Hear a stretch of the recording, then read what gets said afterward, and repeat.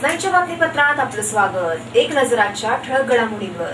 पावसामुळे निर्माण झालेल्या आपत्कालीन परिस्थितीत मदत करण्यासंबंधीचे अग्निशामक दलातील जवानांना दिले प्रशिक्षण। ऐन पावसाळ्यात संप केल्याने जनतेचा रोष उडवण्याच्या भीतीने शरद रावांनी घेतला संप मागे। मुसळधार पावसामुळे आपत्कालीन परिस्थितीत संकटात सापडलेल्यांना मदत करण्यासंबंधीचे इंटेग्रल सेफ्टी इंजिनियर्सच्या वतीने ठाण्यातील अग्निशामक दलातील जवानांना प्रशिक्षण देण्यात आले। मुंबईत सध्या पावसाने दमदार हजेरी लावली आहे, तर काही ठिकाणी पूरसदृश स्थिती निर्माण होण्याची शक्यताही वर्तवली जात आहे। अशा परिस्थितीत अडकलेल्यांना मदत पुरवण्याकरता अग्निशामक दल व आपत्ती विभागाकडून मदत पुरवली जाते। अशा अग्निशामक दलातील जवानांना प्रशिक्षण इंटेग्रल सेफ्टी इंजिनियर्सच्या वतीने ठाण्यात देण्यात येत आहे। यामध्ये पाण्यात बुडत असलेल्यांना कशा प्रकारे मदत करावी, यावेळी कोणती सुरक्षितता बाळगावी याचे प्रशिक्षण देण्यात आले। 18 ते 22 जून पर्यंत हे प्रशिक्षणाचे धडे येथील जवानांना दिले जाणार आहेत। तर ठाण्यातील तलावपाली येथे हे प्रशिक्षण सुरू आहे। या संदर्भातील अधिक माहिती प्रकाश देशमुख यांनी S9शी बोलताना दिली। इंटेग्रल सेफ्टी डोंबिवली तर्फे ठाणे अग्निशमन दलातील कर्मचाऱ्यांसाठी या ठिकाणी पावसाळी आपत्तीमध्ये सुटका करण्याचं प्रशिक्षण या ठिकाणी देण्यात येत आहे। यामध्ये प्रामुख्याने रबर बोट, आउटबोट मोटार यांच्या सहाय्याने अडकलेल्या रुग्णांची सुटका करणे त्याचं प्रॅक्टिकल या ठिकाणी देण्यात येत आहे। यामध्ये अग्निशमन दलातील संपूर्ण जवानांसाठी 18 तारखेपासून 22 तारखेपर्यंत प्रत्येक ग्रुपमध्ये या ठिकाणी प्रशिक्षण आयोजित केलेलं आहे। आणि पाऊस असेल अथवा नसेल तरीसुद्धा प्रशिक्षणार्थ्यांना सकाळी 10 वाजल्यापासून संध्याकाळी 4:30 वाजेपर्यंत या ठिकाणी प्रात्यक्षिक आयोजित केलेलं आहे। त्याचा सराव त्यांना या ठिकाणी देण्यात येतो। पाण्यात अडकलेले जे रुग्ण आहेत त्यांचा बचाव कशा पद्धतीने करणे, त्यांना कृत्रिम श्वसन कशा पद्धतीने देणे याचं या ठिकाणी प्रॅक्टिस म्हणजे चालू आहे। व्हिडिओ जर्नलिस्ट योगेश मोवाडेसह सारिका साळुंखे, S9 न्यूज ठाणे। मुंबईकरांच्या पाणीपट्टीत या महिन्यापासून वाढ होणार आहे आणि नागरिकांना आता वाढीव पाणीपट्टीसाठी खिसा रिकामा करावा लागणार आहे। मुंबई महानगरपालिकेच्या 2012-13च्या अर्थसंकल्पात दरवर्षी 8% पाणीपट्टी वाढवण्याची मंजुरी दिली गेली होती। त्यानुसार प्रशासनाने यंदा पाणीपट्टी वाढवण्याचा निर्णय घेतला आहे। त्यामुळे नागरिकांना आता वाढीव पाणीपट्टीचा भार सोसावा लागणार आहे। या वाढीव पाणीपट्टीतून पालिकेला 75 कोटी रुपयांचे जादा उत्पन्न मिळणार आहे। मात्र भांडवली करामुळे नागरिक हैराण असल्याने दरवाढ करण्यापेक्षा पाणी चोरांवर कारवाई केली जावी अशी मागणी आयुक्तांना स्थायी समितीच्या अध्यक्षांनी पाठवलेल्या पत्रात केली आहे। S9 news Mumbai. S9च्या बातमीपत्रात वेळ झाली अल्पशा विश्रांतीची।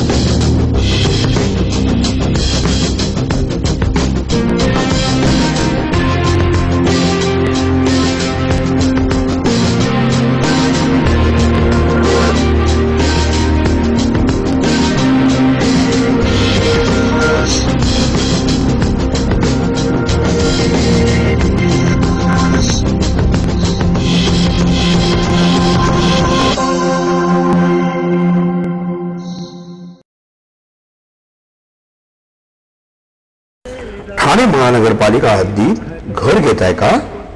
मग ते अनधिकृत तर नाही ना याची खात्री जमा करा। अनधिकृत घर घेणं हा विकणाऱ्यासोबत विकत घेणारा देखील तितकाच दोषी असतो। तेव्हा घराची डोळस खरेदी करा। आपली कुठे फसवणूक तर होत नाही ना यासाठी ठाणे महानगरपालिका मुख्यालयातील 4थ्या मजल्यावरील बांधकाम विभागात घराचा सर्वे नंबर, टिक्का नंबर याची खात्री जमा करा। घराचं स्वप्न अवश्य करूया साकार, पण अनधिकृत घराचा नका करू कधीही विचार। अधिकृत घर म्हणजे उद्याची देखील निश्चिंती। अनधिकृत घराचे दार म्हणजे डोक्यावर कधीही तोडण्याची टांगती तलवार। जगणं तुमचं होऊ दे सुरेल गाणं, स्वच्छ सुंदर आणि अधिकृत घरांचं हजरं ठाणं.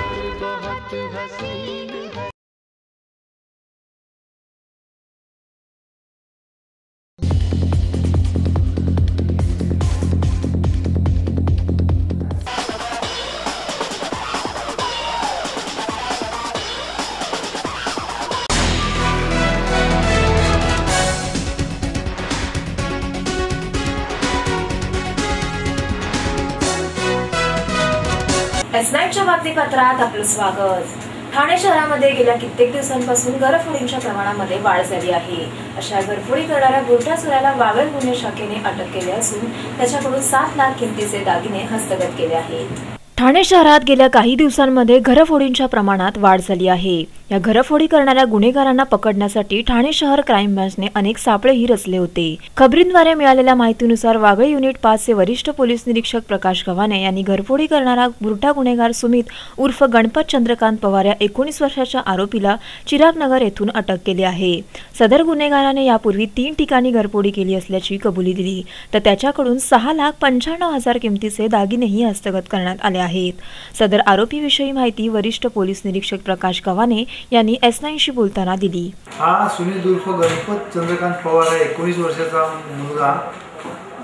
समजलं की तो सोनं विकण्याच्या तयारीत आहे. एका बातमीदाराकडे माहिती मिळाल्यावर त्याला आम्ही ताब्यात घेतल्यावर त्याने आहे गुन्ह्याची कबूल दिलेली आहे. वर्तनगर पोलीस स्टेशनच्या हद्दीमध्ये चव्हाण नावाच्या महिला आहेत, ज्या सौ मंगला दत्तात्रय चव्हाण, त्यांच्या घरामध्ये चोरी झाली होती. त्या चोरीच्या संदर्भात त्यांनी ते स्पॉट दाखवल्यावर आम्ही त्याच्याकडनं सदरची मालमत्ता रिकवर केली. जवळजवळ 27 तोळे सोनं आम्ही रिकवर केलेलं आहे. आरोपीला कुठून अटक करण्यात आली आणि त्याचं बॅकग्राऊंड काय? आरोपी हा वर्तनगरच्या हद्दीमध्ये राहणारा आहे, तिथूनच त्याला अटक केलेली आहे. आम्ही ट्रॅप लावला होता ती माहिती मिळाल्यावरनं, त्यामुळे ते ताब्यात घेतला गेला. वर्तनगर पोलीस स्टेशनला, वागळे पोलीस स्टेशनला आणि नौपड्याला असे चोरीचे गुन्हे केलेले आहेत. त्याच्यामध्ये तो दरवाजा ज्या कडी असेल ती कडी उघडून आत जायचा, बेधडक जे काय असेल टेबलवर टीव्हीवर ते घेऊन पळून जायचा. पण तो बाल गुन्हेगार असल्यामुळे त्यावेळेला तो प्रत्येक वेळेस सुटला आणि आता ही जी केली त्याने ती मोठीच केली घरफोडी. व्हिडिओ जर्नलिस्ट योगेश मोवाडेसह सारिका साळुंखे, S9 न्यूज ठाणे. महाराष्ट्र नवनिर्माण सेनेच्या वतीने मनोरमा नगर येथे तरुणांना विविध रोजगार संधी उपलब्ध करून देत भव्य रोजगार मेळावा संपन्न झाला. विविध क्षेत्रातील उच्च शिक्षण पदवी घेऊन लाखो तरुण बाहेर पडतात. मात्र अचूक ज्ञान व पदवी असूनही योग्य मार्गदर्शक दिशा न मिळाल्याने तरुण इतरत्र भरकटले जातात. अशा या तरुणांना अचूक मार्गदर्शन व रोजगार संधी उपलब्ध करून देण्याच्या उद्देशाने महाराष्ट्र नवनिर्माण सेनेच्या वतीने भव्य रोजगार मेळाव्याचे आयोजन करण्यात आले होते. या रोजगार मेळाव्यात तरुणांकरिता LIC, Thyrocare, housing finance company, BPO, IT या कंपनीमार्फत विविध रोजगार उपलब्ध करून देण्यात आले. मार्गदर्शक जयदीप कोरडे यांनी मुलाखतीदरम्यान कसे वागावे, कसे बोलावे या संदर्भातील तरुणांना मार्गदर्शन केले. पहिली गोष्ट तुम्ही सांगतो की मी मॅनेजमेंट कन्सल्टंट आहे आणि या फील्डमध्ये साधारण 14 वर्ष काम करतो. रिक्रुटमेंट्स, कन्सल्टिंग या सगळ्या वेगवेगळ्या मॅनेजमेंट कन्सल्टिंग गोष्टींमध्ये आज रोजगार मेळावा जो आपण इथे आयोजित केलेला आहे, इथे विविध प्रकारच्या कंपनीज, विविध सेक्टर्समधल्या कंपनीज आपण इथे बोलवलेल्या आहेत. सर्को आहे, थायरोकेअर आहे, LIC आहे, कोटक आहे, किड्झेनी आहेत, या ज्या कंपनीज आहेत यांना खूप रिक्रुटमेंट्स, खूप लोक हवी आहेत. त्या हिशोबाने हे इथे ते रिक्रुटमेंट्स करण्याकरता आलेले आहेत. त्यांना आपण जॉब ऑपॉर्च्युनिटीज, लोकांसाठी जॉब ऑपॉर्च्युनिटीज क्रिएट केलेल्या आहेत, जेणेकरून त्यांना इथे नोकऱ्या मिळतील. आता मार्गदर्शन मी तर त्यांना जे मुलांना करतो हे इंटरव्ह्यूज झाल्यानंतर त्यांना एक मार्गदर्शन छोटंसं करत आहे. त्याच्यामध्ये बायोडेटा, CV हा कसा बनवावा, त्याचा पॅटर्न कसा असावा, त्याचा फॉर्मॅट कसा असावा, त्याची फॉन्ट साईज कशी असावी, त्याच्यावर मी एक छोटंसं मार्गदर्शन करतो. प्लस तुम्ही इंटरव्ह्यू कंपनीजला कसा द्यावा, इंटरव्ह्यूचा एक पॅटर्न असतो, त्या हिशोबाने तो इंटरव्ह्यू कसा दिल्यानंतर तुम्ही त्यात सक्सेसफुल व्हाल हे मार्गदर्शन मी प्रत्येक इंडिव्हिज्युअल, प्रत्येक कॅन्डिडेट जो इथे येत आहे त्याला हे आम्ही देत आहोत, जेणेकरून त्यांना एक व्हॅल्यू ॲडेड सर्व्हिसेस इथे आल्यानंतर मला प्रत्येकाला अटेंड मी केल्यानंतर त्यांना पण एक प्रत्येक कॅन्डिडेटला एक सॅटिस्फॅक्शन राहतं की मला कोणीतरी इथे अटेंड केलं अपार्ट फ्रॉम कंडक्टिंग इंटरव्ह्यूज आणि मला मार्गदर्शन दिलं CV बनवण्यापासून इंटरव्ह्यू देण्यापर्यंत हे माझं मार्गदर्शन आम्ही इथे उपलब्ध करून देतो. तुमचा प्रश्न अगदी बरोबर आहे. याच्यामध्ये भरपूर विद्यार्थी जेव्हा पासआउट होतात माझं एकच विनंती आहे की जिकडनं तुम्हाला जॉब ऑपॉर्च्युनिटी येते आणि ज्या सेक्टरमध्ये तुम्हाला जॉब उपलब्ध आहेत तिकडे तुम्ही जरूर जाऊन तुम्ही तो इंटरव्ह्यू देणे. 2 त्याच्यात फायदे. पहिली गोष्ट म्हणजे तुम्हाला एक इंटरव्ह्यूचा एक्सपिरियन्स मिळतो फ्रेशर्सला आणि दुसरी गोष्ट म्हणजे तुम्हाला कुठे ना कुठेतरी स्टार्ट करता येतं तुमचं करिअर. या हिशोबाने प्रत्येक विद्यार्थ्यांनी या गोष्टीकडे लक्ष केंद्रित करावं आणि इंटरव्ह्यू देऊन जी नोकरी आपल्याला मिळत आहे ती प्रथम यावी जेणेकरून तुम्हाला पुष्कळ एक्सपिरियन्स मिळेल आणि पुढची तुमची वाटचाल खूप सुखद होऊ शकते. या रोजगार मेळाव्यात ठाणे शहर अध्यक्ष निलेश चव्हाण, उपशहर अध्यक्ष राजेश मोरे, मनविसेचे अध्यक्ष संदीप पाचंगे, सरचिटणीस सुरेश कोलते, संजय देशमुख, महिला अध्यक्ष अनुया मिसाळ इत्यादी मान्यवर येथे उपस्थित होते. उपस्थित मान्यवरांचा येथे सत्कारही करण्यात आला. तर सरचिटणीस सुरेश कोलते यांनी या कार्यक्रमाविषयी अधिक माहिती दिली. दरवर्षी आम्ही त्यांच्या वाढदिवसानिमित्त सार्वजनिक उपक्रम राबवत असतो. त्याचप्रमाणे यावर्षी आम्ही फळ वाटप, त्याच्यानंतर मुलांना वह्या वाटप, आज रोजगार मेळावा आणि करिअर गायडन्स हे कार्यक्रम आयोजित केले होते. तर आज आमचा आठवड्याचा शेवटचा कार्यक्रम आज रोजगार मेळावा आहे की ठाण्यामधील लोकांना रोजगार उपलब्ध करून द्यावा, म्हणजे कंपन्या त्यांच्या दारात आणाव्या त्या इच्छेने आम्ही हे रोजगार मेळावा आयोजित केला. कोणत्या कंपन्यांचा याच्यामध्ये सहभाग लागला आहे, कशा प्रकारे तरुणांना मार्गदर्शन मिळतं? इथे सर्को, कोटक, LIC, सोडॅक्सो अशा विविध 12 कंपन्या टोटल आलेल्या आहेत. आमच्या इथे मनसेचेच जयदीप आहेत, ते ऑर्गनाईज करतात या सर्व गोष्टी आणि त्यांचा आम्ही हे घेऊन इथे कार्यक्रम आयोजित केलेला आहे. इथे ज्यांना नोकरीचे इच्छुक आहेत त्यांना जयदीप कोरडे स्वतः मार्गदर्शन करतात की कसे त्यांनी ॲप्लिकेशन बनावे, बायोडाटा कसे बनवावे, त्यानिमित्त कोणाचं करिअर गायडन्स कसं करावं. नंतर संदीप पाचंगे आहे, त्यांनी पण ते गायडन्स घेतला. आमचे विद्यार्थी समिती शहर अध्यक्ष हा गायडन्स करून ते इंटरव्ह्यू देतात आणि याला जागेवर आम्ही अपॉइंटमेंट देतो. या कंपनीमार्फत तरुणांना कशा प्रकारचे रोजगार उपलब्ध होणार आहे? सर्व प्रकारचे, म्हणजे 9वी 10वी पास झाल्यापासून ग्रॅज्युएशन इंजिनिअरिंग केलेल्या सर्व विद्यार्थ्यांना इथे सर्व तरुणांना इथे रोजगाराची संधी.